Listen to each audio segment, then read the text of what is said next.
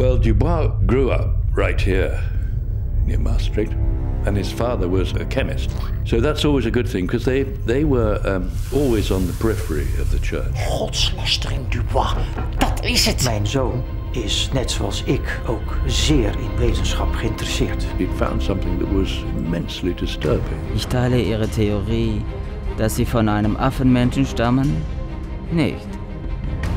Real backup for Darwin, a missing link as it was seen. Dubois was de eerste die bewust op zoek ging naar de overgangsvorm tussen de mensen en de aarde. Hij was ook de eerste die keiharde bewijzen op tafel legde in de vorm van het schijnelkapje, het dijbeen en de kies. Dr. Dubois' entire theory collapses.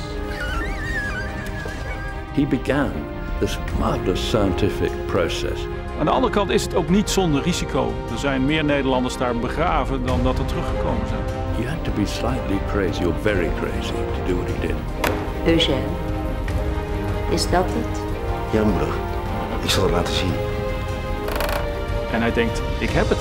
Dit is mens. Dit is wat ik zoek. De hoek die het gewricht aan het dijbeen maakt met de heup kan niet anders dan tot de conclusie leiden dat het dier rechtop moet hebben gelopen. Massively built, very tough. It was Homo erectus.